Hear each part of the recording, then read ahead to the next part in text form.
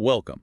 We're about to launch into an intensive analysis of a case that, while revolving around an unsolved murder, has become perhaps the single most damning documentation of institutional corruption and accountability collapse in modern British policing history. It really has. We are talking about the 1987 murder of private investigator Daniel Morgan.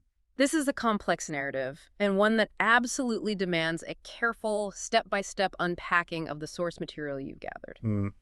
While the crime happened on the 10th of March, 1987, the actual story is it's a 4-decade chronicle of police inquiries, reviews, and a relentless systemic obstruction of justice. And before we get into the grim details, I think it's crucial to recognize the extraordinary resilience of Daniel Morgan's family. Oh, absolutely. Specifically his brother, Alistair, who has campaigned for justice for over 30 years. Their tireless efforts are really the only reason this case remains in the public eye. Our mission here is to trace that history, using the sources as our map. We need to conduct a thorough, comprehensive look at the investigation failures, the pervasive role of institutional corruption within the Metropolitan Police, and the truly unsettling links that were later uncovered connecting this murder to the UK media scandal. Exactly. This story, for you the listener, is essential for understanding how power, protection, and police failure can intersect. So to ground the narrative, let's start with Daniel Morgan himself. Daniel John Morgan was born in 1949, and after moving to London, became a private investigator. Okay. In 1984, he founded a company, Southern Investigations, in Thornton Heath, operating out of an office above a pub. His business partner was a man named Jonathan Rees. And what's fascinating and very relevant about Morgan himself, a detail that comes up repeatedly in the sources, is his exceptional memory. Yes, he was known for being able to recall incredibly specific details, like complex car registration numbers. Which suggests he was meticulous. Meticulous, and perhaps sitting on information that others desperately wanted to keep hidden. At 37, he was married with 2 children and was, at the time of his death, involved in an affair. He had met his lover, Margaret Harrison, shortly before the night of his murder. And that background, that mix of meticulousness and potentially compromising personal circumstances formed the immediate confusing backdrop for the police when they arrived at the crime scene. Let's turn now to the event itself and the immediate critical fallout in 1987. Okay. On the evening of the 10th of March, Morgan was having a drink with his business partner, Jonathan Rees, at the Golden Lion pub in Sydenham. Later that night, Morgan's body was discovered in the pub car park next to his car. He was killed by blunt force trauma. He had been struck with an axe. Immediately, the central focus of the initial investigation fell on Jonathan Rees, the business partner. As he was the last known person to have seen Morgan alive. Exactly. And this is where the story immediately twists into the realm of institutional failure. Within hours, the initial investigation, Morgan 1, was catastrophically compromised. It was. Detective Sergeant Sid Fillery, who was based at Catford Police Station and was assigned to the case, had a massive, undisclosed conflict of interest. Right. Fillery failed to disclose to his superiors that he had been working unofficially, meaning illegally and secretively, for Southern Investigations. For the very company co-owned by the victim and the primary suspect. Correct. The very same company. Let's just stop there for a moment. This isn't just a minor oversight. This is a serving police officer actively involved, off the books, with a private detective agency. An agency that deals in sensitive information, often gathered through, shall we say, ethically and legally dubious means. So how does this conflict of interest not result in the immediate nullification of the entire investigation? It should have. It absolutely should have. But the failure to disclose meant Fillery was not only part of the investigation team. He was in a position to shape it. To shape it, steer it, and potentially sabotage the evidence flow from day one. You have to understand the dynamic here. Southern Investigations was likely already a hub of criminal activity. Such potentially drug trafficking, robbery, leveraging confidential information. If Fillery was unofficially on the payroll, he was helping to protect that enterprise. And arrests were made quite quickly, weren't they? They were. By April 1987, 6 people were arrested, including Rees, Fillery himself, and 2 brothers associated with Rees, Glenn, and Gary Vian. But they were all released without charge. All of them. Which indicates that the initial inquiry was already too tainted to secure a prosecution. But the allegations quickly escalated far beyond just suspicion. At the inquest into Morgan's death in April 1988, some explosive claims surfaced. They did. They came from a man named Kevin Lennon, who was an accountant at Southern Investigations. And what did he allege? Lennon's testimony was shocking. He alleged that Reese, following intense disagreements with Morgan likely over the direction or, the financial activities of the company, Okay. he alleged that Reese had confided in him that officers at Catford Police Station who were close friends of Reese were going to murder Morgan or arrange for the murder to take place. A direct allegation of a murder plot involving police officers. A direct allegation. And the second part of it was even more specific to the police corruption. Fillory would step in and replace Morgan as Reese's business partner. That is an extremely precise allegation of murder for hire and police complicity. What happened to Fillory in the immediate aftermath of that inquest? Well, Fillory retired from the Metropolitan Police on medical grounds. And then? And, fitting the allegation exactly, Fillory did join Southern Investigations as Reese's new partner, replacing the murdered Daniel Morgan. The sheer audacity of that move is just staggering. It is. It speaks volumes about the perceived invincibility of those involved. And what's more, other witnesses at the time alleged that Fillory actively tampered with evidence and attempted to interfere with witness statements during that initial police inquiry. So the sources make it clear that the initial investigation wasn't just compromised. It was actively sabotaged. Sabotaged by the very officer who was meant to be solving the crime. And to complicate this environment of deep-seated corruption further, the sources mention another related, suspicious death in 1987, the mysterious suicide of Detective Constable Alan Taffy Holmes. Holmes was an acquaintance of Morgan, and there were allegations that the two had been collaborating to unveil information about police corruption. Which is true, puts Morgan's murder in an even more dangerous light. It does. Now, the later independent panel report did discount the direct link between Holmes's death and Morgan's murder, but the mere presence of such allegations within the sources, it just underscores the climate of fear and lawlessness pervading parts of the Met at that time. And if you zoom out and look at Southeast London policing in the late 80s and early 90s, the sources provide some necessary context for why these failures persisted. They do. I mean, we think of the 1993 murder of Stephen Lawrence, which led to devastating reports detailing extensive, ongoing police corruption in that very area. That's right. The McPherson inquiry, which followed the Stephen Lawrence tragedy, famously concluded that the Met was institutionally racist. And the parallel here is crucial. It is. Institutional failings, whether it's racism or corruption, they don't happen in isolation. The environment was ripe for officers like Fillory to operate with impunity, knowing the system lacked the internal controls or, frankly, the political will to genuinely police itself. Which is why the Morgan case was destined to fail repeatedly over the next decade and a half. Exactly. And that brings us to the next phase, the incredibly frustrating, years-long period from 1988 to 2003, defined by stalled investigations and attempts to restart the process. The core takeaway from this period is the constant cycle. 4 official police inquiries, plus reviews and intelligence operations, all driven by these persistent, unshakable public and family allegations of police corruption, robbery, and drug trafficking centered around Southern investigations. Let's analyze the first 3 official attempts beyond Morgan 1 because they highlight different facets of the obstruction. After the Met's initial failure, the case was handed to an outside force, the Hampshire Police, for the second major inquiry. This was conducted alongside the Police Complaints Authority, or PCA, between 1988 and 1989. So this was supposed to provide a neutral external assessment. What was the outcome? Well, initially, Rees and another man were charged with murder. However, those charges were swiftly dropped due to a lack of evidence. Again. But the truly incredible, almost Kafkaesque finding came in the 1989 report to the PCA. Go on. Despite the open allegations at the inquest, despite Fillory's immediate and suspicious change of employment, the Hampshire report claimed to have found no evidence whatsoever of police involvement in the murder. That statement, no evidence whatsoever, is staggering in retrospect given everything we now know about Sid Fillory. It's unbelievable. That finding effectively rubber-stamped Fillory's retirement. It exonerated the Met's initial conduct, and it allowed the corrupt business at Southern Investigations to just continue unimpeded. It was a massive institutional failure of sight, or perhaps willful blindness. A monumental cover-up, whether by intent or just gross incompetence. And that failure paved the way for the next phase. In 1998, recognizing the persistent rumors, the Met launched a secret intelligence gathering operation codenamed Operation Nigeria. Which later became known as Two Bridges. That's right. This was an acknowledgement, finally, that the 1989 report had been fundamentally flawed. And what were the key activities of this intelligence operation? This was a surveillance operation where the Office of Southern Investigations was bugged, and while it was ostensibly aimed at the murder, it proved invaluable in uncovering the ongoing, serious criminal activities of the suspects. Right, because this led directly to the conviction of Jonathan Rees. It did.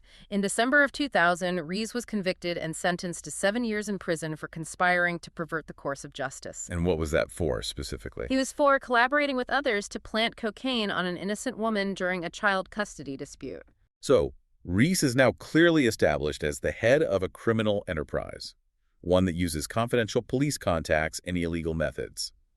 That should have provided the leverage needed to revisit the murder, right? It should have, but the corruption remained a powerful barrier. When the Morgan family requested disclosure of that highly problematic 1989 Hampshire report after Rees's conviction, the Met Deputy Assistant Commissioner, Roy Clark, imposed extremely restrictive conditions on what they could see. So this pattern of information restriction, this institutional reluctance to reveal past failures, is a core theme of the case. It absolutely is. I mean, the question remains, why were they protecting the content of a report that had supposedly cleared them? And this led to the fourth official murder inquiry, Abelard 1, or Morgan 2, which ran from 2002 to 2003. Yes, and this was the first serious attempt using modern investigative techniques on the murder suspects. They employed extensive surveillance. What kind of surveillance? The suspects' cars were bugged, Glenn Vian's house was bugged, conversations were recorded, and the sources confirm that this inquiry did obtain evidence that linked a number of individuals directly to the murder. But the result was the same. The result was the same. The Crown Prosecution Service, the CPS, reviewed all the evidence and decided once again that there was still insufficient evidence to bring charges. After a decade and a half, we have documented criminal activity by the main suspects. We have specific linking evidence to the murder, persistent corruption allegations, yet zero successful prosecutions for the murder itself. This is the definition of a stalled system. It demonstrates the paralyzing effect that initial fundamental corruption can have. If the first investigation, Morgan 1, was so thoroughly compromised by Fillory, then every subsequent piece of evidence is viewed through a lens of potential contamination, police misconduct, or institutional untrustworthiness. And the defense lawyers for the suspects would have a field day with that. They would. They'd challenge the credibility of any material gathered by the Met. The legal system demands fairness, and the Met had, in many ways, forfeited the right to be trusted as a fair provider of evidence. This inherent distrust takes us directly into the fifth and final attempt at justice and its dramatic, devastating collapse between 2006 and 2011. The gravity of the Met's failings finally became undeniable. Yes. The Metropolitan Police Commissioner at the time, Sir Ian Blair, publicly declared that the original 1987 inquiry involving Fillory was officially compromised. Which was years overdue. Years overdue. But that public admission paved the way for the launch of the fifth inquiry, Abelard 2, which operated in secret for 2 years before becoming public. And leading this new, supposedly clean slate investigation was Detective Superintendent David Cook. His leadership marked a clear shift in tone and strategy. Cook was highly critical of the decades of failure. He publicly stated that the murder was one of the worst-kept secrets in Southeast London. Let's just think about that statement for a moment. It implies that the guilty party or parties were widely known. Widely known within a certain criminal and perhaps policing circle, but the official apparatus had simply refused or failed to act on it. And Cook also actively challenged attempts to disparage Daniel Morgan's character. He did. He pushed back against rumors of drug involvement or client affairs, and he identified the main suspects clearly as white Anglo-Saxons, thereby focusing the inquiry away from any potential red herrings. This change in approach generated a fleeting moment of hope. Daniel Morgan's brother, Alastair, who had been the Met's fiercest and most persistent critic for decades, he actually expressed confidence in Cook. He did. And this led to significant activity. Rees, Fillory, the Vian brothers, and a builder named James Cook were all arrested again. Fillory was also facing charges of attempting to pervert the course of justice. The ensuing trial, which began at the Old Bailey in 2009, faced immediate difficulties. It did. The prosecution strategy relied very heavily on evidence from what are known in the UK system as supergrass witnesses. For our listeners who may not be familiar with that term, can you explain what a supergrass is and why reliance on them is inherently risky in a corruption case? Certainly. A supergrass is essentially a criminal who agrees to give evidence against their former associates or co-conspirators. Right, in exchange for a lighter sentence. In exchange for either immunity from prosecution or a significantly reduced sentence. And while they can provide crucial insider information, their testimony is always viewed with intense suspicion because they have an enormous personal incentive to lie or embellish details. They are, by definition, unreliable narrators. Exactly. And in a case already steeped in allegations of police misconduct, using supergrass witnesses gives the defense immediate grounds to argue collusion or manipulation. And that risk proved fatal to the entire prosecution. The trial became a procedural nightmare, dragging on for months before it even reached the core arguments. The unraveling was dramatic and highly consequential. In February 2010, the judge dismissed one key supergrass witness, and a stay of prosecution was ordered for Fillory. Okay. By November 2010, a second supergrass witness was dismissed, and the builder, James Cook, was discharged from the proceedings. The core evidence was just eroding so quickly. But the final blow, the one that proved the Met had not learned a single lesson about disclosure or professional conduct, came in January 2011. Absolutely. The third supergrass witness was dismissed, and the reason. It was revealed that the police had fundamentally failed to disclose to the defense that this witness was, in fact, a registered police informant. That goes far beyond a procedural error. It does. It suggested either gross institutional negligence or worse, a deliberate attempt to conceal information that would critically damage the credibility of their key witness. And this systematic failure to disclose essential material meant the prosecution could not possibly guarantee the defendant's right to a fair trial. So the legal machinery just ground to a halt. In March 2011, the then Director of Public Prosecutions, a certain Sir Keir Starmer, had no choice but to abandon the case entirely. And Rees and the Varians were formally acquitted. That's right. The entire investigation, decades of work, millions of pounds spent collapsed before the evidence had even been fully presented to a jury.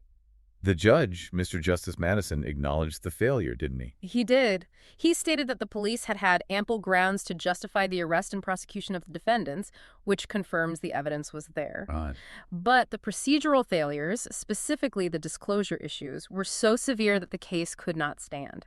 The prosecution's ability to conduct a fair trial was utterly compromised by the actions and inactions of the police. And speaking of the scale of the failure, we need to focus on the administrative chaos that was revealed. Across the 5 inquiries, roughly 750,000 documents 750,000 had been accumulated.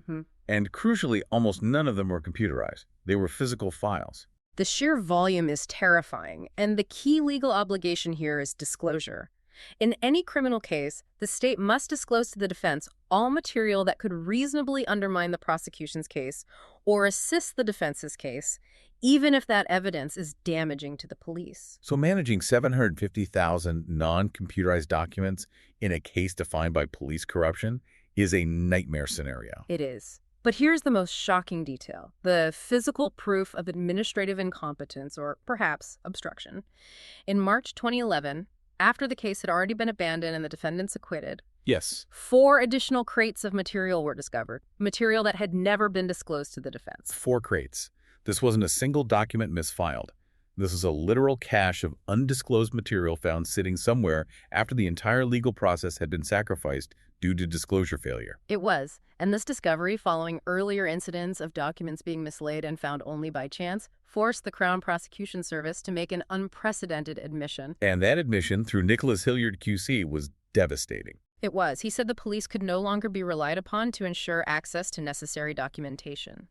When the investigating agency cannot guarantee it has handed over all relevant material, the foundation of the case dissolves. The institutional competence of the Metropolitan Police was officially declared bankrupt in the eyes of the justice system. And this systemic failure led to an immediate official apology. Detective Chief Superintendent Hamish Campbell, the senior homicide officer, admitted to the Morgan family.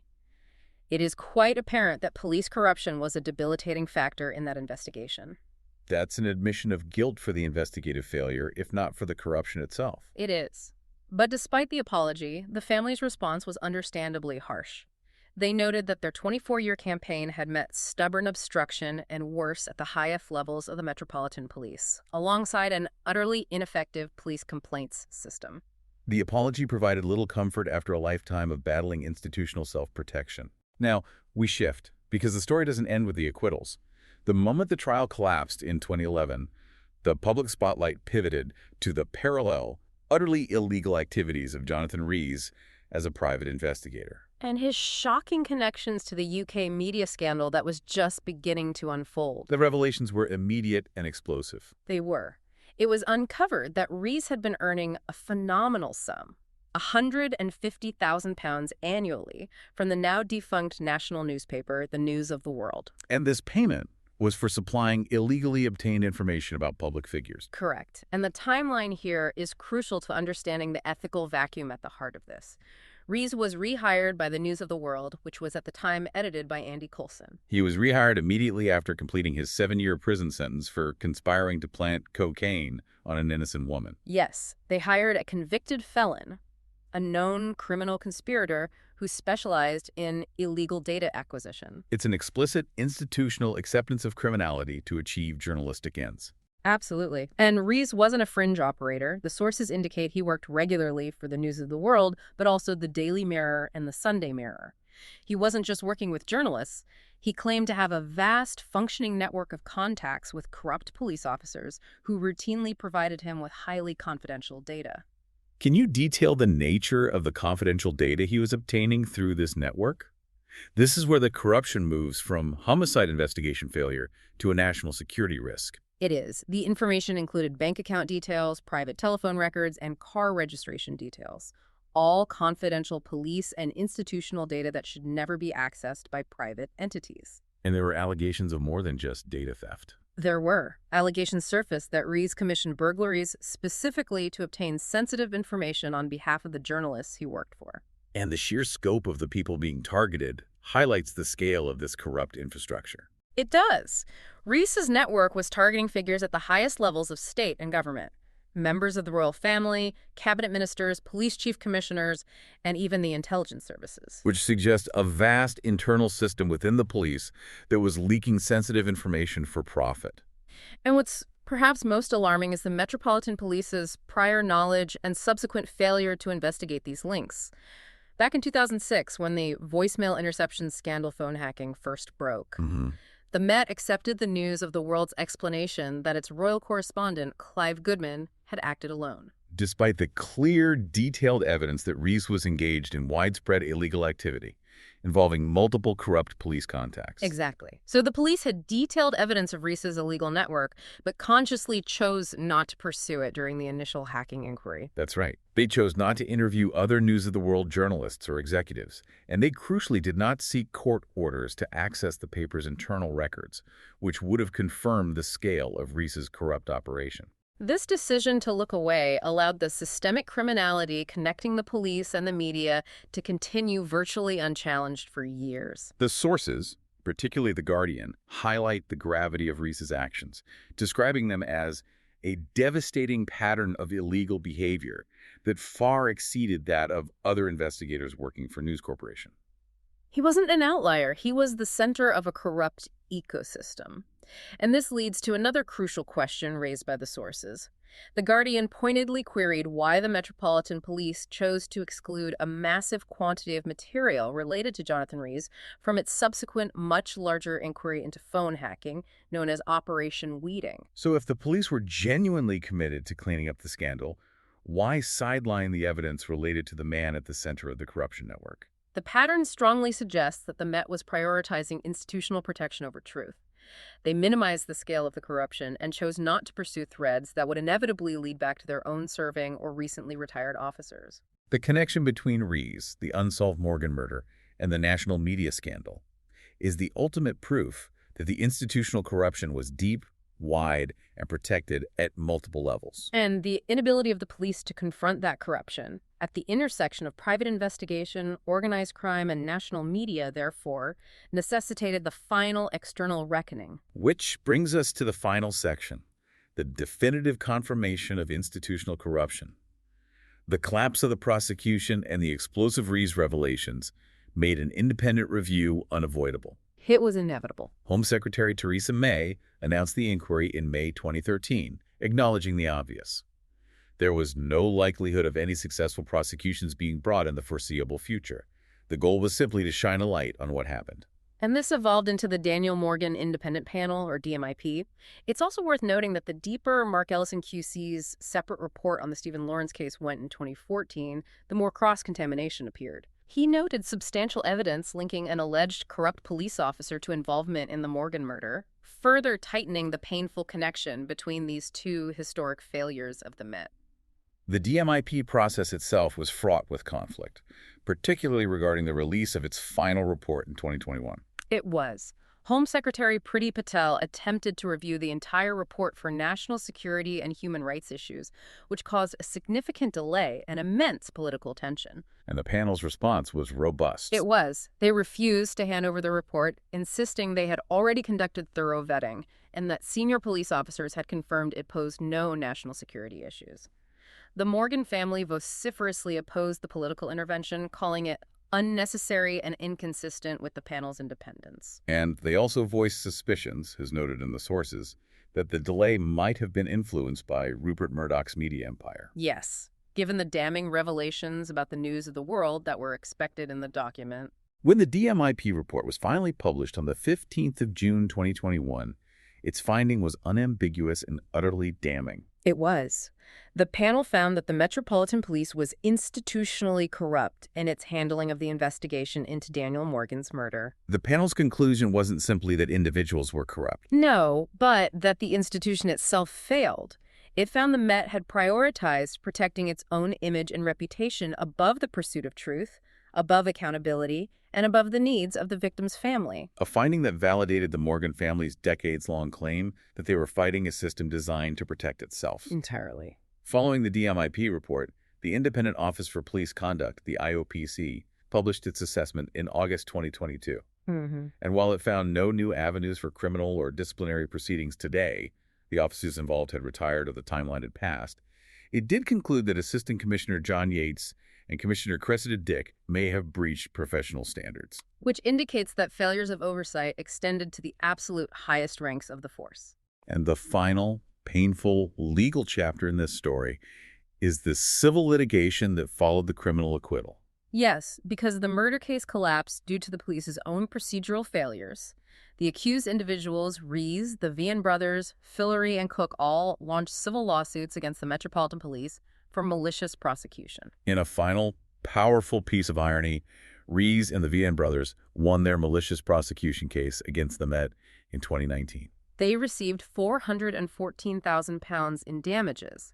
Fillery also won damages. So the very people the police accused of murder were compensated by the police force itself because the Met's incompetence and corruption prevented them from running a fair trial. And this forced the ultimate final stage of accountability.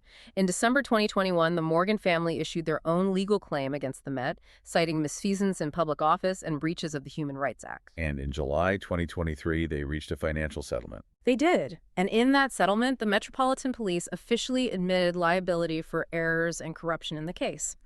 This admission, 36 years after the crime, is the closest the family has come to institutional justice, though the actual killer remains free. As we reflect on this entire timeline, the corruption of a lone officer, the immediate sabotaging of the inquiry, the decades of willful blindness, the 4 failed inquiries, the collapse of the 5th case due to missing evidence, and the revelation of this entire corrupt ecosystem tied to the national media. The story demonstrates a terrifying mechanism of institutional self-preservation. This is far more than an unsolved murder. It's a structural case study in system failure. And the case continues to resonate deeply in the UK public consciousness. It has been the subject of intensive scrutiny, including the 10-part Untold, the Daniel Morgan Murder podcast, And Murder in the Car Park documentary. and even an upcoming fictionalization of David Cook's investigation in the 2025 ITV series, The Hack.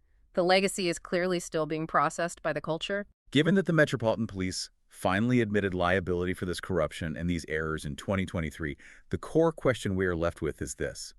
When a victim's family is forced to wage a 30-year legal and public relations campaign just to force an institution to acknowledge its own failure, how deeply does that fundamentally damage and shape public trust in current policing and governmental oversight? And what radical structural changes are truly necessary to move beyond institutional corruption when it has proven so adept at protecting itself for decades? That struggle for transparency remains central to the integrity of justice itself. Thanks for listening.